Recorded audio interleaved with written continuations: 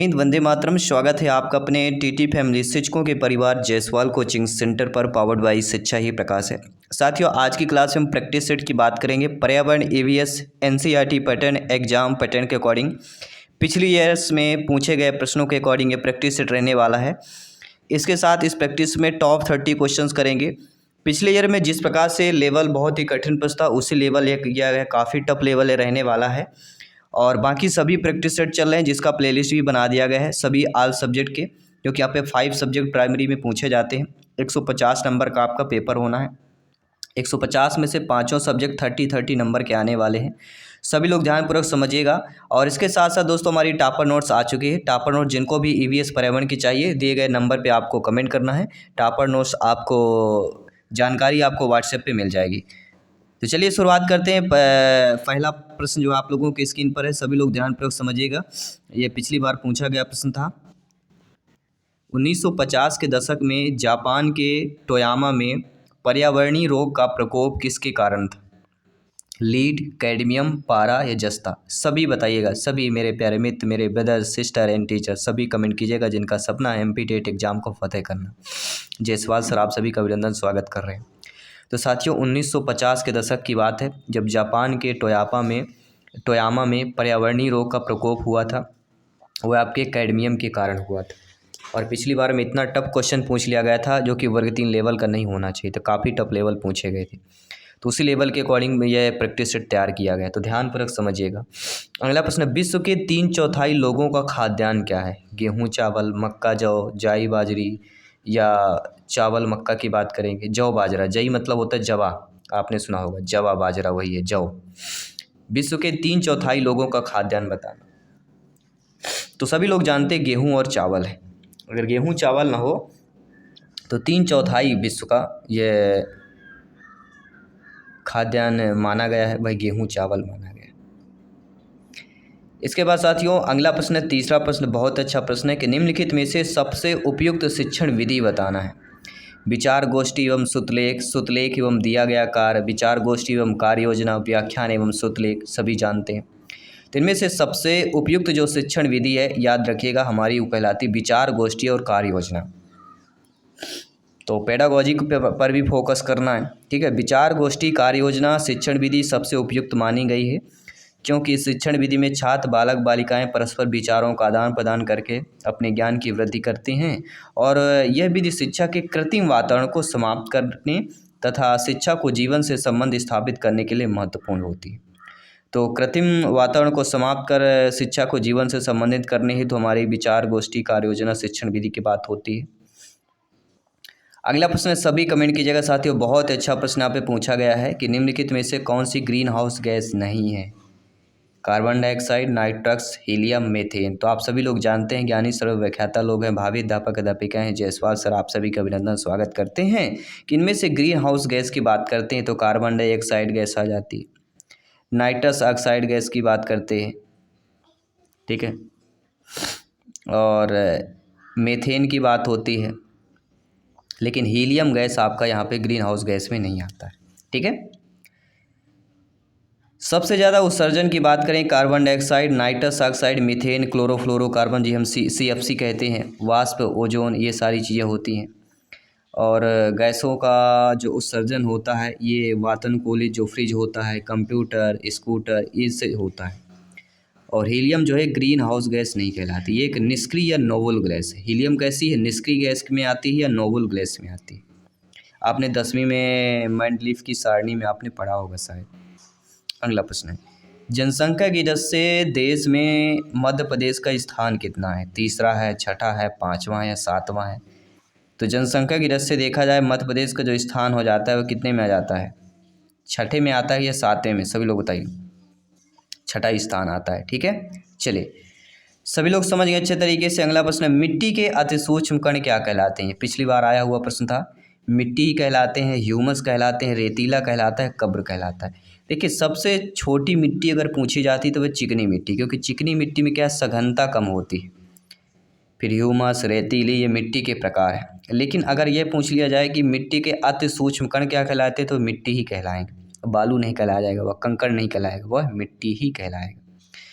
मृत्तिका अर्थात चिकनी मिट्टी। चिकनी मिट्टी के कण क्या है? सूक्ष्म अर्थात बहुत छोटे होने के कारण परस्पर जुड़े रहते हैं और इनके बीच रिक्त स्थान बहुत कम होता है। जो बलुई मिट्टी होती मृदा होती है विपरीत होती है, इनके कणों के बीच सूक्ष्म स्थानों के जल रुक जाता है। अतः चिकनी मिट्टी में वायु कम होती है लेकिन ये भारी भी होती है, क्योंकि इसमें बलुई मृदा जो होती है अपेक्षा अधिक जल रहता है। अगला प्रश्न देख लेते हैं, समझिएगा ध्यानपूर्वक और फीडबैक कीजिएगा। बहुत अच्छा प्रश्न है कि निम्न नदियों में से कौन सी नदी बंगाल की खाड़ी में गिरती है? सुवर्ण रेखा, सिंधु, ताप्ती, नर्मदा, सभी लोग बताइएगा। तो आप सभी लोग जानते हैं सुवर्ण रेखा ऐसी नदी है जो आपके बंगाल की खाड़ी में गिरती है। कहाँ पे गिरती है सुवर्ण रेखा? बंगाल की खाड़ी में। ठीक है। भारत के उत्तराखंड राज्य से बहने वाली पहाड़ी नदी है और ये रांची में लगभग 16 किलोमीटर दक्षिण पश्चिम के स्थित नगड़ी गांव से रानी चुआ नामक स्थान से निकलती है तथा ये आपके बालेश्वर नामक स्थान पर बंगाल की खाड़ी में गिरती है। ताप्ती, नर्मदा, सिंधु नदियाँ ये क्या तीनों अरब सागर में गिरती हैं। तो अरब सागर में गिरने वाली नदियाँ कौन सी हैं? ताप्ती, नर्मदा, सिंधु, याद रखिएगा। ठीक है। चलिए बात करते हैं अगले प्रश्न की। जिन्होंने टॉपर नोट्स नहीं लिया, टॉपर नोट्स आपके प्रिपरेशन को इम्प्रूवमेंट करने वाली है, आपकी तैयारी को मजबूत करने वाली है, जो भी कमी है पूरा हो जाएगा। और ये ईवीएस का टॉपर नोट्स बहुत ही लगभग दोस्तों बता रहा हूँ आपको 550 पेज से ज़्यादा इस टॉपर नोट्स पे कंबाइंड किए गए हैं, क्योंकि ईवीएस का सिलेबस बड़ा है और जो भी देखे सब इंपॉर्टेंट पॉइंट्स है, कहीं से भी पूछा जा सकता है, इसलिए टॉपर नोट्स बहुत इंपॉर्टेंट है आप सभी के लिए। टॉपर नोट्स आपका जो प्राइस रखा गया 159 आपका टॉपर नोट्स का प्राइस रखा गया है, जो कि बहुत ही साधारण है ताकि सभी लोगों को प्राप्त हो सके। अगला प्रश्न है, हवा में नमी के रूप में क्या जाना जाता है? आर्द्रता, कोहरा, पानी, भाप, सभी बताइएगा। तो हवा में जो नमी के रूप में जाना जाता है वह हमारा कहलाता है भाप जाना जाता है। हवा में नमी को क्या क्या बोलते हैं? भाप बोला जाता है।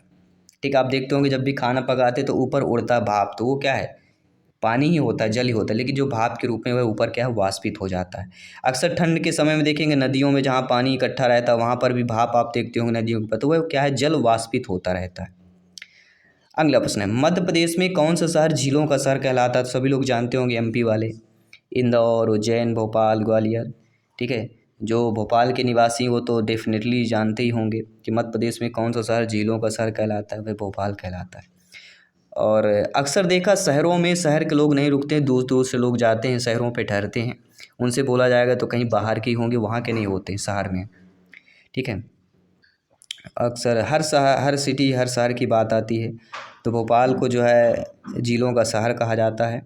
लोअर लेक, अपर लेक जैसी दो सुंदर झीलों के कारण भोपाल के झीलों का शहर कहलाता है। किसके लिए? लोअर लेक और अपर लेक होने के कारण भोपाल को झीलों का शहर कहा जाता है। अगला प्रश्न, निम्नलिखित में से कौन सा सागर यूरोप को अफ्रीका से अलग कर देता है? क्या वह सागर आपका लाल सागर है, काला सागर है, अरब सागर है, भूमध्य सागर है? सभी बताइएगा। बहुत ही कम समय बचा हुआ है, इसलिए प्रैक्टिस सेट एक भी मत चूकिएगा, बेहतरीन प्रिपरेशन में लग जाइए। और आगे प्रैक्टिस पेपर पूरा आने वाला है 150 प्रश्नों का, वो भी आप लोगों ध्यानपूर्वक समझिएगा। इनमें से कौन सा सागर यूरोप को अफ्रीका से अलग कर देता है? तो यूरोप को अफ्रीका से अलग करने वाला सागर और कोई ना आपका भूमध्य सागर है। क्या है? भूमध्य सागर। जी हाँ, इसका क्षेत्रफल लगभग 25 लाख वर्ग किलोमीटर है, जो भारत के क्षेत्रफल का लगभग 3/4 है। ये अटलांटिक महासागर से जिब्राल्टर द्वारा जुड़ा है, जो केवल 14 किलोमीटर चौड़ा एक जल डमरू मध्य है। लाल सागर अफ्रीका और एशिया के बीच हिंद महासागर के एक नमकीन पानी की एक बड़ी खाड़ी है, जिसे लाल सागर कहा जाता है। ठीक है, तो समझना अच्छे तरीके से, सभी को फीडबैक करना है। अगला प्रश्न है, अंतर्राष्ट्रीय ओजोन दिवस क्यों मनाया जाता है? यह कब मनाया जाता है? 16 सितंबर, 7 सितंबर, 30 मार्च, 22 मार्च। दिन दिनांक से एक प्रश्न रखा ही रखा है। ठीक है, कब पूछ लिया जाए कोई संभावित नहीं कि किस टॉपिक से आएगा, लेकिन पेड़ पौधे से आएगा ईवीएस में, या बजट से संबंधित आ सकता है, स्पोर्ट्स से कोई क्वेश्चन आ सकता है, इसरो से तो आएगा ही आएगा, जैसे पिछली बार पूछा गया। तो हो सकता है इस बार एमपी जीके को शामिल किया जाए। पिछली बार इसरो के टॉपिक को कवर किया गया, इस बार एमपी जीके हो सकता है, बट पेपर आने के बाद ही 100% पता चलेगा। अगला प्रश्न है, अंतर्राष्ट्रीय ओजोन दिवस कब मनाया जाता है? तो हम बता ही चुके हैं 16 सितंबर को, कई बार 16 सितंबर को आपके अंतर्राष्ट्रीय ओजोन दिवस मनाया जाता है, जिसे हम ओजोन परत के संरक्षण हेतु जागरूकता के लिए बनाया गया है। और यह यूएनओ ने 19 दिसंबर 1994 को 16 सितंबर को international day for preservation of ozone layer घोषित कर दिया था। और ओजोन दिवस 2016 की theme ozone and climate restored by world united था। तो अभी वर्तमान में जो थीम है, थीम से भी पूछी जाती है, तो थीम से भी आप लोगों को पढ़ लेना है, समझ लेना है। अगला प्रश्न आइए देखते हैं। निम्नांकित में से कौन सा प्रकार या विशेषता परिवार के आर्थिक प्रकारों में शामिल नहीं होती है? निवास और विवाह प्रबंधन, उत्तराधिकार का निर्धारण, श्रम विभाजन, आय और संपत्ति का संबंध। तो इनमें से जो प्रकार, जो विशेषता परिवार के आर्थिक प्रकारों में शामिल नहीं होता, यानी ये जानना जरूरी, आय और संपत्ति का संबंध, श्रम विभाजन, उत्तराधिकार का निर्धारण, ये तीनों विशेषताएं परिवार के आर्थिक प्रकारों में शामिल होती, लेकिन निवास या विवाह का प्रबंधन ये शामिल नहीं होता। ठीक है। अगला प्रश्न है जो पिछली बार आया हुआ प्रश्न था कि केंद्रीय बजट 2022 के अनुसार अंतरिक्ष विभाग के लिए कितना आवंटन किया गया है। जी हाँ, जो केंद्रीय बजट है आपका 2022 में, वह अंतरिक्ष विभाग के लिए कितना आवंटन किया गया था? 12,700 करोड़, 10,800, 13,700 या 15,800 करोड़। ये पिछली बार आया हुआ था, जो कि काफ़ी टफ क्वेश्चन कह सकते हैं। अंतरिक्ष से संबंधित प्रश्न था। तो केंद्रीय बजट के अनुसार यह 13,700 करोड़ रुपए जो है अंतरिक्ष विभाग के लिए आवंटन किया गया था। तो ये चीज़ें आप इन चीज़ों पर भी फोकस करना है कि किस लेवल का प्रश्न आ सकता है, कोई कुछ नहीं कह सकता है। ठीक है। अगला, निम्नलिखित में से ईंधन में से कौन सा न्यूनतम पर्यावरणीय प्रदूषण उत्पन्न करता है? डीजल, पेट्रोल, हाइड्रोजन या कोयला? सभी बताइएगा। तो इनमें से जो न्यूनतम यानी कम से कम पर्यावरणीय प्रदूषण उत्पन्न करे वह कहलाता है हाइड्रोजन। ये कम से कम करता है। सबसे ज़्यादा कोयला, पेट्रोल, डीजल, फिर पेट्रोल, फिर आपका हाइड्रोजन सबसे कम करता है। ठीक है। क्योंकि जानते हैं डीजल, पेट्रोल, कोयला जलने से हानिकारक गैसें निकलती हैं जो वातावरण को प्रदूषित करती हैं, और हल्का होने के कारण गुब्बार और वायु तोपों में हाइड्रोजन प्रयुक्त होता है, और इसका स्थान अब धीरे धीरे क्या हाइड्रोजन किसका ले रहा है? हीलियम ले रहा है। आइए बात करेंगे अगला प्रश्न जो आपके पिछले पेपर में आया हुआ प्रश्न था कि पहली 3 PSLV उड़ानों के उड़ान एकीकरण और प्रक्षेपण संचालन के लिए कौन सा अंतरिक्ष वैज्ञानिक जिम्मेदार था? नीलांबर पंत, के सिवन, प्रेमचंद पांडे या रामानुजन वरदराज की बात कर रहे हैं। तो पहली 3 PSLV उड़ानों के एकीकरण और प्रक्षेपण संचालन के लिए अंतरिक्ष वैज्ञानिक जो जिम्मेदार थे वह आपके रामानुजन वरदराज पेरुमल थे। पेरुमल याद रखिएगा, पिछली बार पेपर में आया हुआ प्रश्न था। अगला प्रश्न है कि निम्नलिखित में से किस गैस के कारण भोपाल गैस त्रासदी हुई थी? क्लोरोफ्लोरो अर्थात CFC, कार्बन डाइऑक्साइड अर्थात CO2, नाइट्रस ऑक्साइड या मिथाइल आइसोसाइनाइड, जिसे हम MIC के नाम से जानते हैं, शार्ट रूप। तो सभी लोग जानते हैं मिथाइल आइसोसाइनाइड है। इस गैस के कारण भोपाल में गैस त्रासदी हुई थी, जो 3 दिसंबर 1984 में हुआ था। एक भयानक औद्योगिक दुर्घटना हुई थी। ये भोपाल गैस कांड के नाम से जाना जाता है। भोपाल में स्थित यूनियन कार्बाइड नामक कंपनी में कारखाने से एक जहरीली गैस का रिसाव हुआ, जिससे लगभग 15,000 से अधिक लोगों की जानें गई थी। बहुत सारे लोग अपंगता लेकर अंधेपन के शिकार हुए, और आज भी उस इलाके में जाएंगे तो कहीं ना कहीं उसका रूप मिलता है। उनके जो भी पीढ़ी है उन पर भी प्रभाव हुआ है। अगला प्रश्न है, मध्य प्रदेश योजना मंडल का पदेन अध्यक्ष कौन होता है? मुख्यमंत्री, योजना विभाग के सचिव या प्रसिद्ध अर्थशास्त्री या योजना मंत्री होते हैं? सभी लोग बताइएगा। तो मंत्रिमंडल से क्वेश्चन आ सकता है, तो मंत्रिमंडल से जितने भी MP के हो सके वो पूछा जाए। केंद्रीय मंत्रिमंडल, वहाँ से भी पूछा जा सकता है, कुछ भी पॉसिबल है। तो मध्य प्रदेश योजना मंडल का पदेन अध्यक्ष जो होते हैं वह मुख्यमंत्री ही होते हैं, याद रखिएगा। ठीक है। बाकी किसी भी प्रश्न पर डाउट है बेफिक्र आप लोग कमेंट कर सकते हैं। जयसवाल सर आप सभी को अभिनंदन, स्वागत करते हैं। अगला प्रश्न है, गिर वन्यजीव अभयारण्य इनमें से किस जीव का संरक्षण है? तो अभयारण्य या वन्यजीव से एक प्रश्न आना ही आना कन्फर्म है, ज़्यादा भी आ सकते हैं लेकिन एक तो आएगा ही आएगा। तो गिर वन्यजीव अभयारण्य इनमें से किस वन्यजीव का संरक्षण कहलाता है? हाथी, गैंडा, सांप, शेर। यानी जो आपका गिर वन्यजीव है इसमें क्या है? शेरों के लिए। जी हाँ, ये गिर वन्यजीव अभयारण्य शेरों के लिए संरक्षण के लिए जाना जाता है। और भारत के गुजरात राज्य में लगभग 14 से 24 वर्ग किलोमीटर में फैला हुआ है। इसमें जंगली शेरों का संरक्षण होता है। इसके अतिरिक्त भी आपके पुष्प जीव जंतु प्रजातियाँ भी मिलती हैं। लगभग स्तनधारियों का 30 प्रजातियाँ, सरीसृप की 20 प्रजातियाँ मिलेगी। और दक्षिण अफ्रीका के अलावा विश्व का एक ऐसा इकलौता स्थान है जहाँ शेरों के अपने प्राकृतिक आवास में रहते हुए देखा जाता है। प्राकृतिक आवास मतलब समझ रहे हैं ना, इसमें मानव निर्मित कुछ नहीं है, प्राकृतिक आवास है जो। अगला, निम्नलिखित में से किस रंग में कार्बनिक पदार्थों की अधिकता वाली मिट्टी पाई जाती है? काला, लाल, हरा, नारंगी। तो जिस रंग में कार्बनिक पदार्थों की अधिकता वाली मिट्टी पाई जाती है वह काला ही कहलाता है।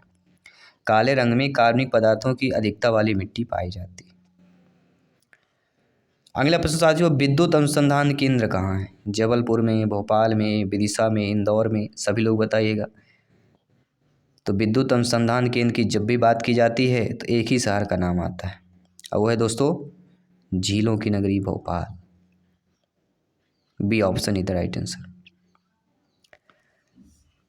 अगला प्रश्न देख लेते हैं। अगला प्रश्न आपकी स्क्रीन पर दिया गया है कि पहला आधुनिक ग्रीष्मकालीन ओलंपिक कहाँ आयोजित किया गया था? ग्रीस, ग्रेट ब्रिटेन, जर्मनी या फ्रांस में? सभी कमेंट कीजिए। जी हाँ दोस्तों, पहला आधुनिक ग्रीष्मकालीन ओलंपिक कहाँ आयोजित किया गया था? तो आपके ग्रीस में आयोजित किया गया था। ये संभावित प्रश्न हो सकता है ओलंपिक। स्पोर्ट्स से एक दो क्वेश्चन आए थे पिछली बार भी, और तो इस पर भी आपको फोकस होना चाहिए, इस टॉपिक पर भी। अगला प्रश्न है, मध्य प्रदेश का सर्वोत्तम पूर्ण साक्षर जिला कौन सा है? जबलपुर, विदिशा, इंदौर, रतलाम? जी हाँ, पूर्ण साक्षर जिला बताइए मध्य प्रदेश का ऐसा कौन सा जिला है? और वह सभी लोग जानते हैं मध्य प्रदेश का साफ़ सुथरा जिला इंदौर की बात करते हैं। इसके बाद अगला प्रश्न है जो आपके स्क्रीन पर है, बहुत अच्छा संभावित प्रश्न है, 1 नंबर पक्का करने वाला प्रश्न है कि बाघ परियोजना में शामिल किए जाने वाला मध्य प्रदेश का पहला राष्ट्रीय उद्यान कौन सा है? सतपुड़ा राष्ट्रीय उद्यान, कान्हा किसली राष्ट्रीय उद्यान, पेंच राष्ट्रीय उद्यान या बांधवगढ़ राष्ट्रीय उद्यान? तो बाघ परियोजना में शामिल किए जाने वाला मध्य प्रदेश का पहला राष्ट्रीय उद्यान जो कहलाता है साथियों वह आपका कान्हा किसली राष्ट्रीय उद्यान कहलाता है। बी ऑप्शन इधर राइट आंसर हो जाएगा। अगला प्रश्न आपकी स्क्रीन पर है, पर्यावरण संरक्षण अधिनियम किस वर्ष पारित हुआ था? 1982, 86, 92, 96? सभी बताइएगा। देखिए दोस्तों, जब भी पर्यावरण संरक्षण की बात की जाती है, पर्यावरण संरक्षण के अधिनियम की बात की जाती है और इस अधिनियम के पारित होने की बात की जाती है, तब आपका आता है नाम 1986, 1986। जी हाँ साथियों, संयुक्त राष्ट्र का प्रथम मानव पर्यावरण सम्मेलन 5 जून 1972 को स्टॉकहोम में संपन्न हुआ था और इसी से प्रभावित होकर भारत ने पर्यावरण के संरक्षण के लिए पर्यावरण संरक्षण अधिनियम 1986 पास किया था। आइए बात करते हैं आपके अगले प्रश्न की। अगला प्रश्न है कि बांधवगढ़ नेशनल पार्क के मध्य में कौन सी नदी प्रवाहित होती है? नर्मदा नदी, चरणगंगा, बेतवा या पार्वती? तो बांधवगढ़ नेशनल पार्क सभी लोग जानते ही होंगे, ठीक है। तो मध्य में इनके यानी कि इसी नेशनल पार्क से बीच में एक नदी निकलती है और उस नदी का नाम है चरणगंगा। जी हाँ दोस्तों, चरणगंगा इज द राइट आंसर। अगला प्रश्न है, बहुत ही संभावित प्रश्न है कि निम्नलिखित में से कौन एक श्रव्य दृश्य TLM अर्थात अध्यापक अधिगम सामग्री है? तो श्रव्य दृश्य या दृश्य या श्रव्य से प्रश्न आता ही आता है। तो स्लाइड, टेप प्रस्तुतिकरण, टेलीफोन की बातचीत, अनुलिपिकृत लिखित सामग्री या ग्लोब हो जाता है। तो TLM यानी श्रव्य दृश्य यानी दिखाई भी दे और सुनाई भी दे, तो यहाँ पे स्लाइड, टेप प्रस्तुतिकरण होगा। टेलीफोन में केवल सुनाई देता है, ग्लोब केवल हम देख सकते हैं, ठीक है। आइए बात करते हैं अगले प्रश्न की। अगला प्रश्न है आप लोगों की स्क्रीन पर दिया गया है कि निम्न में से किस मृदा का निर्माण लावा द्वारा होता है? सभी लोग बताइएगा। लाल मिट्टी, काली मिट्टी, जलोढ़ मिट्टी या लेटेराइट मिट्टी? तो इनमें से किस मृदा का निर्माण जो है लावा द्वारा होता है? तो आप सभी लोग जानते समझते हैं काली मिट्टी है। जब विस्फोट होता है, लावा निकलती है, तो लावा द्वारा जो मिट्टी का उत्पादन होता है काली मिट्टी होती है, ठीक है। काली मिट्टी का निर्माण ज्वालामुखी से निकलने वाले लावा से होता है और भारत में लगभग 5 लाख वर्ग किलोमीटर में फैला हुआ है। महाराष्ट्र में इस मिट्टी का सबसे अधिक विस्तार पाया जाता है, जिसमें चूना, पोटास, मैग्नीशियम, एल्यूमिनियम, लोहा पर्याप्त मात्रा में पाया जाता है और ये मिट्टी बहुत उपजाऊ भी होती है। कपास के लिए जानी जाती है काली मिट्टी, आप जानते भी होंगे, और गुजरात में सब कपास का उत्पादन भी होता है, ये भी आप लोग जानते हैं। अगला, वायुमंडल की कौन सी परत प्रकाश की पराबैंगनी किरणों को पृथ्वी की सतह आने से रोकती है? समताप मंडल, क्षोभ मंडल, आयन मंडल, मध्य मंडल। ये 4 ऐसे मंडल है जो 1-2 प्रश्न रखा हुआ है इन मंडलों से, ठीक है। तो अगर हम बात करें प्रकाश की पराबैंगनी किरणें जो पृथ्वी की सतह के आने से रोकती, तो वह आपका कौन सा कहलाता है? समताप मंडल की बात आती है। जी हाँ, समताप मंडल प्रकाश की पराबैंगनी किरणों को पृथ्वी की सतह से आने से रोकता है। इसे ओजोन मंडल के नाम से भी जाना जाता है। ओजोन लेयर आपने पढ़ा भी होगा। और यह परत जो है सूर्य के उच्च आवृत्ति पराबैंगनी प्रकाश लगभग 94% की मात्रा को अवशोषित कर लेता है। ठीक है। ओजोन परत की खोज 1913 में फ्रांस के भौतिकवादी फैब्री चार्ल्स और हेनरी बुसोन ने की थी। तो ये भी आपका प्रश्न है, अगर ज़्यादा डिफिकल्ट पूछा जाता है तो भी आपसे बनना चाहिए। अगला प्रश्न है, नए टैक्स रिजीम में 3 से लेकर 7 लाख रुपए की आय पर सरकार ने कितना टैक्स लगाने की घोषणा की है? 3%, 5%, 7%, 9%। तो आप सभी लोग जानते हैं जो नया टैक्स आया है अधिनियम में 2024 में अभी जो टैक्स आया है उस पर 3 से 7 लाख रुपए की आय परिसर में लगभग 5% जो है टैक्स लगाने की सरकार ने घोषणा की। इसके ऊपर फिर आपका कितने प्रतिशत? 5%। भी ऑप्शन यहाँ पे सही होगा। इसके बाद फिर आपका 7% होता है। इसके प्रैक्टिस सेट का 30वां प्रश्न है कि प्रथम भारतीय उपग्रह आर्यभट्ट को अंतरिक्ष में कब स्थापित किया गया? 19 अप्रैल 1975, 18 अप्रैल 1973, 29 अप्रैल 1975 या 9 अप्रैल 1974 को, यानी अप्रैल में ही किया गया था। तो भारत में प्रथम भारतीय उपग्रह आर्यभट्ट को अंतरिक्ष में कब स्थापित किया, ये आपको कमेंट करके बताना, फीडबैक करके बताना है। और 30 में से आप लोगों ने कितने स्कोर प्राप्त किया, ये भी आप लोगों को कमेंट करके बताना है। सभी लोग डेली प्रैक्टिस सेट अटेंड कीजिए। हमारी 7 PM में इवनिंग में हमारी प्रैक्टिस सेट होती है, सभी लोग जानते हैं। 11:30 में मॉर्निंग में होती है। ये 2 प्रैक्टिस सेट टाइमिंग है, तो आप लोग अपलोड कर सकते हैं। कभी भी आप लेक्चर अटेंड कर सकते हैं, वीडियो के माध्यम से क्लास अटेंड कर सकते हैं, कभी ये टेस्ट आप देख सकते हैं। कमेंट के माध्यम से ज़रूर बताइए आपने आपको जाइए। और जिनका भी प्रत्येक प्रैक्टिस सेट में जब तक 25+ का स्कोर नहीं होता, समझिए खतरे की घंटी है। जिनका 25+ का स्कोर आने लगा तो वो आप लोग समझिए कि तैयारी आपकी बेस्ट चल रही है। ठीक है। तो जिनका कम आ रहा, थोड़ा और मेहनत करने की ज़रूरत है। ठीक है। हो सके तो आप अगर पॉसिबल हो तो टॉपर नोट्स ले लीजिए, तो और इम्प्रूवमेंट हो जाएगा। ये स्कोर आपका कम आ रहा है, डेफिनेटली आपका बढ़ेगा। तो धन्यवाद सभी का। जय हिंद, वंदे मातरम। मिलता हूँ आपकी अगली क्लास पर।